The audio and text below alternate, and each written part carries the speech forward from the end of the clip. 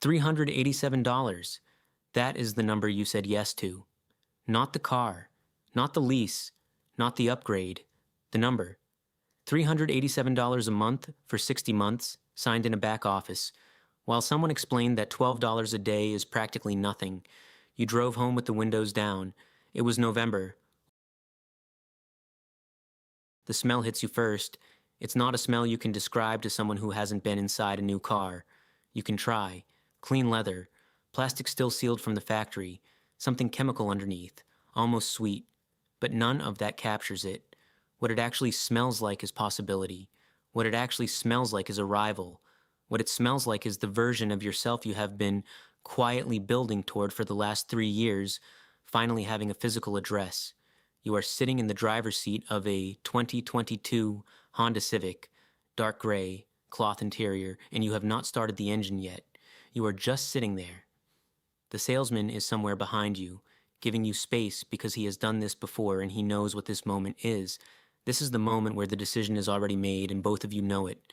He is not going to rush it. He is not going to say anything. He is going to let the car close itself. The monthly payment is $387. You told yourself you could handle $350. You had run the number in your head 3 times on the drive over. 350. That was the line. Then the finance guy, the one in the office at the back behind the desk with the monitor turned towards you, pulled up the numbers and walked you through the extended warranty and the gap insurance and the documentation fee, and suddenly the payment was $387, and he was already explaining how that breaks down to $12 a day, less than a cup of coffee, practically nothing. And you were nodding because the math he was doing wasn't wrong. It just wasn't the math that mattered. You signed. You drive home with the windows down even though it is November. You are not cold. You park in front of your apartment complex in your usual spot, and you sit there. 11 minutes. You are not on your phone. You are not listening to anything. You are just sitting in the car you just bought in the parking lot in the dark, and something inside you is completely still in a way it has not been in a long time. This feeling has a name. It is called relief. But you are relieved from the wrong thing, and you do not know that yet. The first notification comes on the 14th. $387 due in 17 days. You dismiss it immediately. You knew it was coming. You budgeted for it. You are responsible. This is not like before, when you were 22 and carrying $2,400 on a credit card and telling yourself it was temporary. You are 26 now. You have a real job. You have a budget in a spreadsheet with color-coded categories and a column for every line item and a tab for savings rate and a tab for net worth that you update on the 1st of every month. The car payment sits in the spreadsheet next to the word transportation. Below rent, above groceries, it looks exactly like every other line item. It does not look like a decision. It does not look like something you chose. It looks like a fact of your life. The same way your electric bill looks like a fact, the same way your rent looks like a fact. Fixed, expected, accounted for. 3 months in, something small shifts. You stop going to Thursday happy hour, not because you cannot afford it. You can, technically, but because Thursday happy hour is $42 with tip and parking, and $42 is a number your brain is now running automatic arithmetic against, and the car payment has become the unit of measurement. The car payment is the thing everything else gets compared to. Happy hour is 1/10 of the car payment. A weekend trip is 3 car payments. A new laptop is 8 car payments. You did not decide to think this way. Your brain just started doing it. It accepted $387 as a fixed perimeter around what is possible, and it is recalculating everything inside that perimeter without asking your permission. You also stop putting $300 a month into your brokerage account. You tell yourself it is temporary. A short-term adjustment while things settle. You bring it down to $150. The other $150 goes toward absorbing the car payment without feeling it. That is the logic. It is not wrong logic. It just has consequences that are not visible yet, because consequences that involve compound interest are always invisible at first. They only reveal themselves years later, suddenly, all at once. Things do not settle. Things become normal. This is how it works. Not a dramatic moment.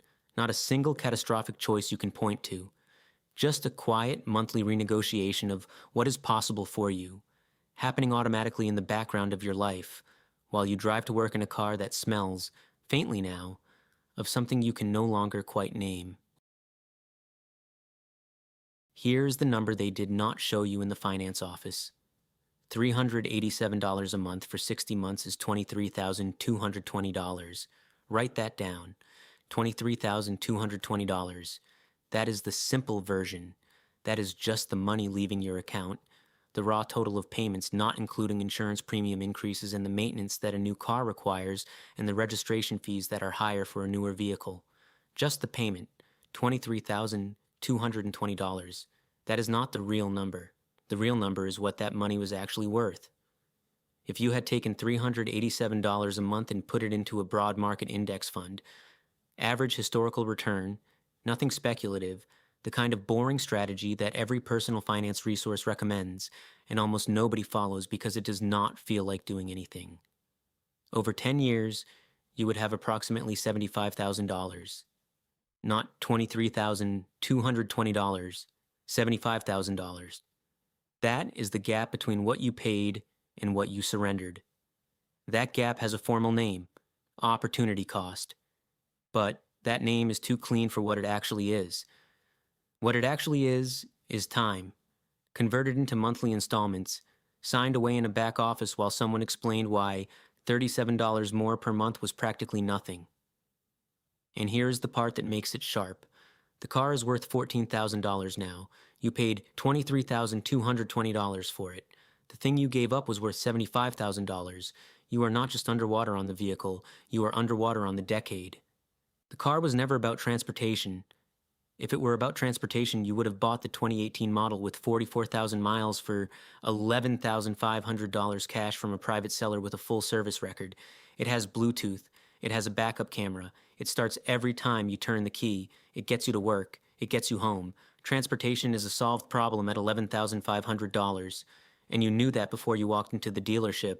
You had looked at used listings. You had sent 2 of them to your friend. You knew, but you did not buy transportation. You bought the feeling in the parking lot. You bought 11 minutes of stillness. You bought something tangible to show for it. The job, the income, the slow accumulation of a life that looks, from the outside, like things are going the way they were supposed to. The car was evidence. Evidence that you are okay. Evidence that the low-grade financial anxiety you have carried since you were 19. The one that wakes you up at 2 a.m. and makes you open your banking app and stare at numbers you already know. That anxiety is wrong. The car said, look, you can afford this. You are not in danger. The version of you that was scared all the time was a different person. That is what $387 a month buys. That is why it costs so much. Not because the car is too expensive, because the thing the car is trying to solve for, that costs everything. The rule, you cannot finance your way out of anxiety. You can borrow against the fear, the same way you borrowed against the car's value, but you are still holding the debt. It just has a different name on the statement. The car lost roughly $4,000 the moment you drove it off the lot. You knew that. Everybody knows that. It is the personal finance fact that gets repeated at dinner parties by people who want to sound financially literate without changing anything about their own behavior. Drive it off the lot, lose $4,000. Tragic. Anyway, want to see the color options? What nobody talks about is the other depreciation. The one that happens to your time. Every month that $387 left your account, a portion of it, roughly $90 to $150, depending on where you were in the loan, because front-loaded interest is how installment loans work, did not reduce what you owed. It evaporated. It went to the lender as the cost of borrowing. It purchased you nothing. No equity. No asset, just the continued right to make the next payment. And every month that your brokerage account received $150 instead of $300, the compounding stopped compounding on the difference. That is not a recoverable shortfall. Compound interest does not give extensions. It does not run makeup sessions for the months you underinvested. It computes from what is there, and what was not there, the $150 a month you redirected, the $150 a month that went to interest, the contributions you paused when the transmission needed work at 38,000 miles. That is gone in the way that time is gone. You are 26. The years between 26 and 36 are not like other years. Every dollar you invest before you are 35 has, historically, roughly 3 times the growth potential of the same dollar invested at 45. That is not rhetoric. That is what the math produces when you run it forward. And the car payment has been sitting on top of your most valuable decade like a fixed monthly weight that you agreed to in November because the smell was right and the stillness felt like something you had been owed. You are not just paying for the car, you are paying with the decade. Follow 2 people, both named Peter, both 26, both making $58,000 a year in the same city, renting the same size apartment, working the same kind of job, identical starting point, one decision apart. Peter A. buys the car, the 2022 Civic, dark gray, $387 a month for 60 months. He drops his monthly investment contribution from $300 to $150 to absorb the payment without feeling squeezed. He drives a car he is genuinely proud of. He gets to work. The car works fine. No drama. He makes every payment on time and his credit score goes up 11 points. Peter B. does not buy the car. He buys a 2017 Civic, 51,000 miles, $10,800 cash, from a seller 2 towns over. The car is silver and the interior has a small stain on the passenger seat from a previous owner. It starts every time. He keeps his $300 monthly contribution. He takes the $387 he is not spending on a payment and splits it. $200 goes into his brokerage account. $187 goes into a car replacement fund he will use in 5 years. He is now investing $500 a month. Year 5. Peter A.'s loan is paid off.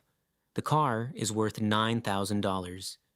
He has $150 a month going back into investments now, but 5 years of reduced contributions means his account is behind where it would have been. Net worth from investing over 5 years, roughly $11,000. He is starting to rebuild. Year 5, Peter B. replaces his car. He pulls from the replacement fund, adds a small amount of cash, pays $8,500 for a 2020 model. No loan. He continues at $500 a month in investments. Net worth from investing over 5 years, roughly $38,000. Year 10, Peter A. has been investing more aggressively since the loan paid off. He has made up some ground. His investment net worth over the decade, roughly $34,000. Year 10, Peter B. has been at $500 a month for 10 years, uninterrupted. His investment net worth over the decade, approximately $82,000.